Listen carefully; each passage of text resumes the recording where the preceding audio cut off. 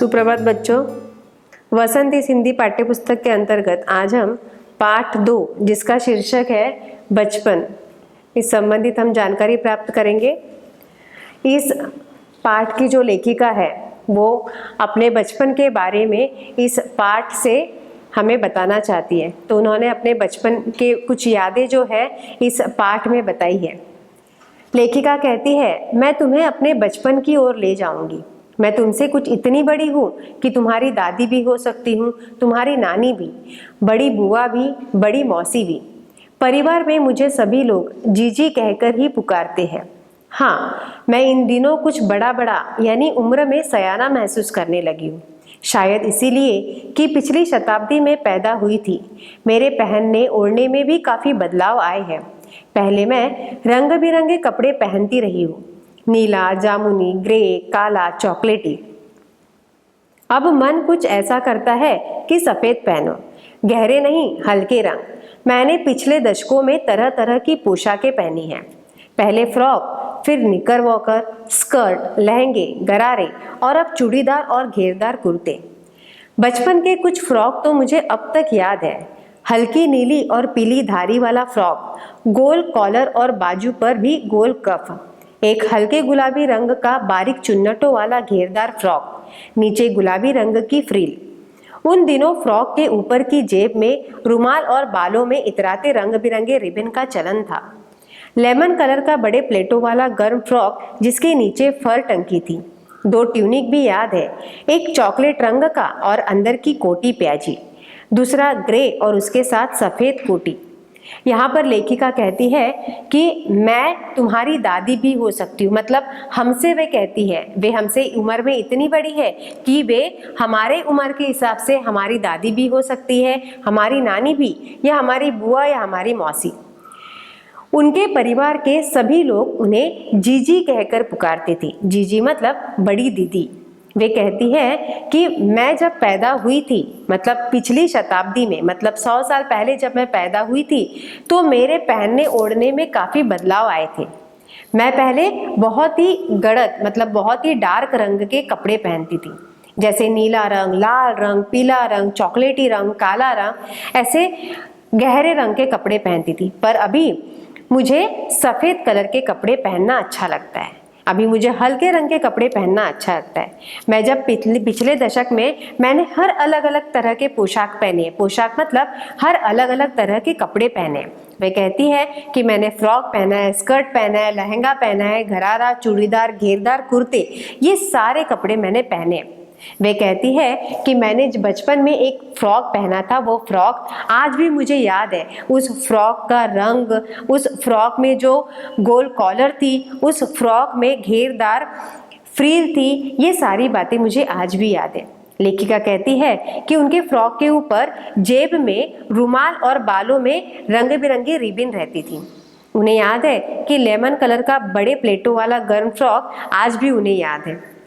तो इस तरीके से उन्हें अपने बचपन की यादें आज भी याद है। वे कहती है, मुझे अपने मोजे और स्टॉकिंग भी याद है। बचपन में हमें अपने मोजे खुद धोने पड़ते थे। वह नौकर या नौकरानी को नहीं दिए जा सकते थे, इसकी सख्त मनाही थी। हम बच्चे इतवार की सुबह इसी में लगाते। धो लेने के बाद अपने अपने जूते पॉलिश करके चमकाते। जब जूते कपड़े या ब्रश से रगड़ते तो पॉलिश की चमक उभरने लगती। सर्वर मुझे आज भी बूट पॉलिश करना अच्छा लगता है। हालांकि अब नई नई किस्म के शू आ चुके हैं। कहना होगा कि ये पहले से कहीं ज़्यादा आरामदेह है। हमें जब नए जूते मिलते, उसके साथ ही छालों का इलाज शुरू हो जाता। जब कभी लंबी सैर पर निकलते, अपने पास रुई ज़रूर रखते। जूता लगा तो रुई मोजे के अंदर। हाँ, हमारे तुम्हारे बचपन में तो बहुत फर्क हो चुका है। हर शनिचर को हमें ऑलिव ऑयल या कैस्टर ऑयल पीना पड़ता। यह एक मुश्किल काम था। शनिचर को सुबह से ही नाक में इसकी गंध आने लगती। छोटे शीशे के गिलास जिन पर ठीक खुराक के लिए निशान पड़े रहते, उन्हें देखते ही मीतली होने लगती। मुझे आज भी लगता है कि अगर हम न भी पीते वह शनिवारी दवा, तो कुछ ज़्यादा बिगड़ने वाला नहीं था, सेहत ठीक ही रहती। तुम्हें बताऊंगी कि हमारे समय और तुम्हारे समय में कितनी दूरी हो चुकी है, यहाँ तक कि बचपन की दिलचस्पियाँ भी बदल गई हैं। लेखिका कहती है कि हमें हमारे खुद के मोजे और शूज हमें खुद होके धोना पड़ता था। जैसे ही इतवार आता, इतवार का मतलब है रविवार, हर रविवार को ये सारे काम हमें खुद करना पड़ता। भले ही हमारे घर में नौकर और नौकरानी हो, पर हमारे घर में सख्त मनाही थी कि उन्हें हम कभी अपने मोजे और हम शूज नहीं देते थे। हम जब मोजे और शूज को रगड़ रगड़ कर घसते तो वो चमक से उभरने लगती थी। मतलब मोजे तो जो थे वे सफेद और चमकीले हो जाते थे। यहाँ पर लेखिका कहती है कि हम जब शूज पहनते थे तब वे शूज हमें चुभने लगते थे। मतलब वो नए शूज जो थे उससे हमारे छाले, मतलब हमारे पैर में छाले आ जाते थे और हमें पता था कि जब हम नए शू पहनेंगे तो हमारे पैरों पर छाले आएंगे, तो उसका इलाज भी शुरू हो जाता था। कभी हम जब लंबी सैर पर निकलते थे तो अपने पास रुई रखते थे, मतलब कपास रखते थे। जैसे ही हमें जूता लगता, मतलब कि हमें अगर जूता चुभता और हमारे पैरों से जो मांस है वो बाहर निकलता था, स्किन जिसे हम कहते हैं, तो तुरंत हम क्या करते थे, उस मोजे के अंदर कपास रख देते हैं, जिससे वह हमारी जो थकान थी या हमारी जो हमारे जो छाल निकल आते थे वो कम हो जाते थे। आगे लेखिका कहती है कि हर शनिचर को हमारे घर में हमारी माँ हमें ऑलिव ऑयल और कैस्टर ऑयल पिलाती थी। उनका कारण यही था कि ऑलिव ऑयल और कैस्टर ऑयल पीने से सेहत ठीक रहती है। अब ऑलिव ऑयल और कैस्टर ऑयल को देखने से इन्हें बड़ा मतलब अजीबोगरीब लगता था। उन्हें इसकी गंध इतनी गंदी आती थी कि उन्हें पीने की भी इच्छा नहीं होती थी, पर जबरदस्ती उन्हें पीना पड़ता था। लेखिका कहती है कि अगर हम ये ऑलिव ऑयल और कैस्टर ऑयल अगर पीते भी नहीं थे तो भी हमारी सेहत ठीक ही रहती थी, पर जबरदस्ती से हमें पिलाया जाता था। लेखिका कहती है कि हमारे समय में और तुम्हारे समय में अब काफी दूरी हो चुकी है। यहाँ तक कि बचपन की दिलचस्पियां भी बदल गई हैं। याद रहे, उन दिनों कुछ घरों में ग्रामोफोन थे, रेडियो और टेलीविजन नहीं थे। हमारे बचपन की कुल्फी आइसक्रीम हो गई है, कचौड़ी समोसा पैटीज में बदल गया है, शहतूत और फालसे और खसखस के शरबत कोक पेप्सी में। उन दिनों कोक नहीं, लेमनेड विम्टो मिलती थी। लेखिका कहती है कि हमारे जमाने में कुल्फी थी जो अभी आइसक्रीम बन गई है। हमारे जमाने में हम कचौड़ी और समोसा बड़े चाव से खाते थे, जो आज पैटीज में बदल गया है। लेखिका कहती है कि हम पहले शहतूत, फालसे और खसखस के शरबत पिया करते थे, पर आज वही शरबत कोक और पेप्सी में बदल गए। शिमला और नई दिल्ली में बड़े हुए बच्चों को वेंगर्स और डेविको रेस्तरां की चॉकलेट और पेस्ट्री मजा देने वाली होती। हम भाई बहनों की ड्यूटी लगती शिमला मॉल से ब्राउन ब्रेड लाने की। हमारा घर मॉल से ज़्यादा दूर नहीं था। एक छोटी सी चढ़ाई और गिरिजा मैदान पहुंच जाते। वहां से एक उतराई उतरते और मॉल पर कन्फेक्शनरी काउंटर पर तरह तरह की पेस्ट्री और चॉकलेट की खुशबू मन भावनी। लेखिका कहती है कि हम भाई बहनों की तो ड्यूटी ही लगती थी कि शिमला मॉल से ब्रेड लाने की। हमारा जो घर था, वे कहते हैं कि हमारा घर मॉल से ज़्यादा दूर नहीं था। छोटी सी चढ़ाई और हम तुरंत उस मैदान पर जा पहुंचते थे। वहां पर तुरंत कन्फेक्शनरी काउंटर पर हमें तरह तरह की पेस्ट्री और चॉकलेट दिखाई देती। हमें हफ्ते में एक बार चॉकलेट खरीदने की छूट थी। सबसे ज़्यादा मेरे पास ही चॉकलेट टॉफ़ी का स्टॉक रहता।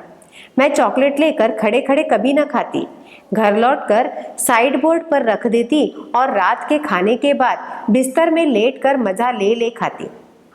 शिमला के कॉफल भी बहुत याद आते हैं, खट्टे मीठे, कुछ एकदम लाल, कुछ गुलाबी रस भरी कसमल, सोचकर ही मुंह में पानी भर आए। चेस्टनट एक और गजब की चीज, आग पर भुने जाते और फिर छिलके उतरवाकर मुंह में। लेखिका कहती है कि हमारे घर में हमें हफ्ते में एक ही बार चॉकलेट खाने की छूट मिलती थी और लेखिका कहती है कि उनके पास ही सबसे ज़्यादा चॉकलेट का स्टॉक रहता था, क्योंकि लेखिका को जल्दबाजी में चॉकलेट खाना बिल्कुल भी पसंद नहीं था। जब लेखिका को चॉकलेट मिलती थी तब वह स्कूल से जब घर पर लौटती थी तब रात के खाने के बाद बिस्तर पर लेटकर चॉकलेट के मज़े ले लेकर उसे खाती थी। उन्हें आज भी याद है चेस्टनट और गजब की चीज, मतलब ये जो चेस्टनट है इसे आग पर भुना जाता था और फिर उसके छिलके उतार कर बड़े मजे ले लेकर वे चेस्टनट खाते थे। चने जोर गरम और अनारदाने का चूर्ण, हाँ, चने जोर गरम की पुड़िया जो तब थी वह अब भी नजर आती हैं। पुराने कागजों से बनाई हुई इस पुड़िया में नीरा हाथ का कमाल है। नीचे से तिरछी लपेटते हुए ऊपर से इतनी चौड़ी कि चने आसानी से हथेली पर पहुंच जाए। एक वक्त था जब फिल्म का गाना चना जोर गरम बाबू मैं लाया मजेदार चना जोर गरम उन दिनों स्कूल के हर बच्चे को आता था। कुछ बच्चे पुड़िया पर तेज मसाला बुरकवाते, पूरा गिरिजा मैदान घूमने तक यह पुड़िया चलती। एक एक चना पापड़ी मुंह में डालने और कदम उठाने में एक खास ही लय रफ्तार थी। छूटपन में हमने शिमला रिज पर बहुत मजे किए हैं, घोड़ों की सवारी की है। शिमला के हर बच्चे को कभी न कभी यह मौका मिल ही जाता था। लेखिका आगे चने जोर गरम की बात करती है। वे कहती है कि हम बचपन में जो चना जोर गरम खाते थे वही चना जोर गरम मुझे आज भी नजर आता है। जो पुराने कागज थे उन कागज की पुड़िया बनाई जाती थी और उन पुड़ियों का ऊपरी जो चौड़ी रहती थी वहां से आसानी से चने निकालकर हम खा सकते थे। तो यह चीजें वे स्कूल से जब घर आते थे तो हर बच्चे चना जोर गरम बड़ी चाव से खाते थे। इस तरीके से लेखिका कहती है कि बचपन में हमने शिमला रिज पर बहुत मजे किए हैं, हमने घुड़सवारी भी किए हैं। हर बच्चे को घुड़सवारी का मौका बड़ी आसानी से मिलता था। हम जाने क्यों घोड़ों को कुछ कमतर करके समझते, उन पर हंसते थे। ननिहाल के घोड़े खूब हष्ट-पुष्ट और खूबसूरत, उनकी बात फिर कभी। शाम को रंग बिरंगे गुब्बारे, सामने जाखू का पहाड़, ऊंचा चर्च की घंटियां बजती तो दूर दूर तक उनकी गूंज फैल जाती। लगता इसके संगीत से प्रभु यीशु स्वयं कुछ कह रहे हैं। सामने आकाश पर सूर्यास्त हो रहा है, गुलाबी सुनहरी धारियां नीले आसमान पर फैला रही है। दूर दूर फैले पहाड़ों के मुखड़े गहराने लगे और देखते देखते बत्तियां टिमटिमाने लगी। रिज पर की रौनक और मॉल की दुकानों की चमक से भी क्या कहने। स्कैंडल पॉइंट की भीड़ से उभरता कोलाहल। सर्वर स्कैंडल पॉइंट के ठीक सामने उन दिनों एक दुकान हुआ करती थी जिसके शोरूम में शिमला कालका ट्रेन का मॉडल बना हुआ था।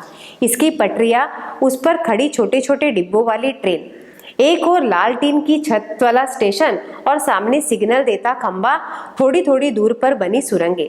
लेखिका अपने बचपन के बारे में उन्होंने उनके बचपन में जो निसर्ग रम्य वातावरण देखा था वही निसर्ग रम्य वातावरण का इन पंक्तियों में उन्होंने वर्णन किया है। वे कहती है कि हम आकाश पर सूर्यास्त होते हुए देखते थे, वही गुलाबी सुनहरी धारियां हमें नीले आसमान पर फैली हुई दिखती थी। पहाड़ों के मुखड़े हमें गहराने लगते दिखते थे। इस तरीके से उन्हें रंग बिरंगे गुब्बारे याद आते थे। उन्हें वह चर्च याद आया जिन चर्च में घंटियां बजती थी और उन चर्च में संगीत होते थे। वह संगीत सुनकर बड़ा आनंद होता था। आगे लेखिका कहती है कि स्कैंडल पॉइंट के सामने उन्हें एक दुकान दिखा करती थी जहां पर एक शोरूम था। शिमला कालका ट्रेन का मॉडल वहां पर बना हुआ था। ट्रेन का मॉडल मतलब एक प्रतिकृति बनी हुई थी जहां पर पटरियां छोटी छोटी और उन पटरियों पर छोटे छोटे डिब्बे बने थे ट्रेन के। पिछली सदी में तेज रफ्तार वाली गाड़ी वहीं थी। कभी कभी हवाई जहाज भी देखने को मिलते। दिल्ली में जब भी उनकी आवाज आती बच्चे उन्हें देखने बाहर दौड़ते। दिखता एक भारी भरकम पक्षी उड़ा जा रहा है पंख फैलाकर, यह देखो, और वह गायब। उसकी स्पीड ही इतनी तेज लगती। हाँ, गाड़ी के मॉडल वाली दुकान के साथ एक और ऐसी दुकान थी जो मुझे कभी नहीं भूलती। यह वह दुकान थी जहां मेरा पहला चश्मा बना था। वह आंखों के डॉक्टर अंग्रेज थे। लेखिका कहती है कि वहां पर जहां पर उन्होंने रफ्तार वाली गाड़ी देखी थी वहीं पर उन्होंने आसमान में हवाई जहाज भी उन्हें देखने को मिलते थे। जब वे देखते थे, उन्हें जब हवाई जहाज की आवाज आती थी तब वे घर से बाहर दौड़कर बच्चे आकाश में मतलब आसमान में उस हवाई जहाज को देखते थे। तब उन्हें दिखता था कि एक बहुत बड़ा पक्षी अपने पंखों को फैलाकर आसमान में उड़ रहा है। जब वे बाकी लोगों से कहते कि अरे देखो आसमान में कोई पक्षी उड़ रहा है, तो तुरंत वह पक्षी गायब हो जाता था क्योंकि उस हवाई जहाज की स्पीड ही इतनी थी। लेखिका कहती है कि वो जो मॉडल वाली दुकान थी, उन मॉडल वाली दुकान के साथ ही एक दुकान और भी थी। वह भी दुकान मुझे आज याद है। वह दुकान चश्मे की थी जहां पर लेखिका ने अपना पहला चश्मा उस दुकान में बनाया था। अब बच्चों, आपको तो पता है कि दुकान, चश्मे की जो दुकान होती है उस दुकान में डॉक्टर्स भी होते हैं। तो उस दुकान में जो डॉक्टर थे वो अंग्रेज के डॉक्टर थे। शुरू शुरू में चश्मा लगाना बड़ा अटपटा लगा। छोटे बड़े मेरे चेहरे की ओर देखते और कहते, आंखों में कुछ तकलीफ है, इस उम्र में ऐनक, दूध पिया करो। मैं डॉक्टर साहिब का कहा दोहरा देती, कुछ देर पहनोगी तो ऐनक उतर जाएगी। वैसे डॉक्टर साहिब ने पूरा आश्वासन दिया था, लेकिन चश्मा तो अब तक नहीं उतरा, नंबर बस कम ही होता रहा। मैं अपने आप इसकी जिम्मेवार हूँ। जब आप दिन की रोशनी को छोड़कर रात में टेबल लैंप के सामने काम करेंगी तो इसके अलावा और क्या होगा। हाँ, जब पहली बार मैंने चश्मा लगाया तो मेरे एक चचेरे भाई ने मुझे छेड़ा, देखो देखो कैसी लग रही है। लेखिका कहती है कि वहाँ पर जब मैंने चश्मा लगाया और मैंने जब चश्मा पहना तब सब लोग मेरे चेहरे को देखकर कहने लगे कि अरे दूध पिया करो, इतनी कम उम्र में कैसे ऐनक लग गया। तब मैं डॉक्टर साहब ने जो मुझे दोहराया था वही बात मैं उनके भी सामने दोहराती थी। पर डॉक्टर साहब ने मुझे कहा था कि तुम्हारा चश्मा बहुत जल्दी उतर जाएगा, पर उनके चश्मे का जो नंबर था वह सिर्फ कम हो गया था पर उतरा नहीं था। उनका एक चचेरा भाई था। उनका चचेरा भाई हमेशा उन्हें चिढ़ाता रहता था कि देखो देखो कैसी लग रही है। आँख पर चश्मा लगाया ताकि सूझे दूर की, यह नहीं लड़की को मालूम सूरत बनी लंगूर की। मैं खींची कि मुझ पर यह क्यों दोहराया जा रहा है, पर शेर बुरा न लगा। जब वह चाय पीकर चले गए तो मैं अपने कमरे में जाकर आईने के सामने खड़ी हो गई। कई बार अपने को देखा, ऐनक उतारी, फिर पहनी, फिर उतारी, देखती रही। सूरत बनी लंगूर की, नहीं नहीं, हाँ हाँ। मैंने अपने छोटे भाई का टोपा उठाकर सिर पर रखा। कुछ अजीब लगा, अच्छा भी और मजाकिया भी। तब की बात थी। अब तो चेहरे के साथ घुल मिल गया है चश्मा। जब कभी उतरा हुआ होता है तो चेहरा खाली खाली लगने लगता है। याद आ गया वह टोपा, काली फ्रेम का चश्मा और लंगूर की सूरत। हाँ, इन दिनों शिमला में मैं सिर पर टोपी लगाना पसंद करती हूँ। मैंने कई रंगों की जमा कर ली है, कहाँ दुपट्टों का ओढ़ना और कहाँ सहज सहल सुबीते वाली हिमाचली टोपियाँ। जब उनका भाई उन्हें चिढ़ाता था तो उसमें कुछ लाइनें दोहराता था। वह कहता था, आँख पर चश्मा लगाया ताकि सूझे दूर की। मतलब कि यहाँ पर वह कहते थे लेखिका से कि आँख पर चश्मा इसलिए लगाया है ताकि उन्हें दूर का देख सके। पर यह लड़की, इसे तो पता ही नहीं कि इसने चश्मा पहनकर इसकी सूरत लंगूर जैसी बनी है। लंगूर मतलब एक बंदर जैसी दिखती है। इस बात से लेखिका को गुस्सा आता था, पर लेखिका जब सोचती थी तो उन्हें वह पोयम, वह कविता या वह शेर बुरा नहीं लगता था। जब उनका भाई उनके घर से चाय पीकर गया तब लेखिका एक कमरे में आईने के सामने खड़ी होकर बार बार ऐनक उतारती और पहनती। इस तरीके से अपना चेहरा उस आईने में देखती रहती। इस तरीके से लेखिका कहती है कि मैंने बहुत सारे टोपे भी जमा करके रखे थे। उन्हें टोपे पहनने का भी बहुत शौक था। आपने देखा होगा कि दिल्ली और कश्मीर में भी रंग बिरंगे टोपे मिलते हैं। वे दिखने में बड़े अजीब और अच्छे लगते हैं। तो लेखिका कहती है कि मुझे टोपे पहनना भी अच्छा लगता था और उन्हें जमा करके रखना भी अच्छा लगता था। एक दिन जब मैंने चश्मा उतारा तो मुझे मेरा चेहरा कुछ खाली खाली लगने लगता है। तब उन्हें याद आया कि टोपा, काली फ्रेम का चश्मा और लंगूर की सूरत। वे कहने लगी कि शिमला में जो टोपी मिलती है वह बहुत अलग अलग रंगों की होती है। तो इस तरीके से आज भी वह देखती है कि उनके सिर पर सिर्फ वह एक दुपट्टा ओढ़े रहती थी और उनके चेहरे पर एक ऐनक रहती थी। आज भी वह चेहरा उन्हें याद आता है। तो इस तरीके से कृष्णा सोबती जो लेखिका है उन्होंने अपने बचपन की यादें इस पाठ में उसका सादरीकरण किया है और इस तरीके से उन्होंने अपने बचपन की बातें यहाँ पर बताई है। इस तरीके से यहाँ पर पाठ समाप्त होता है। धन्यवाद।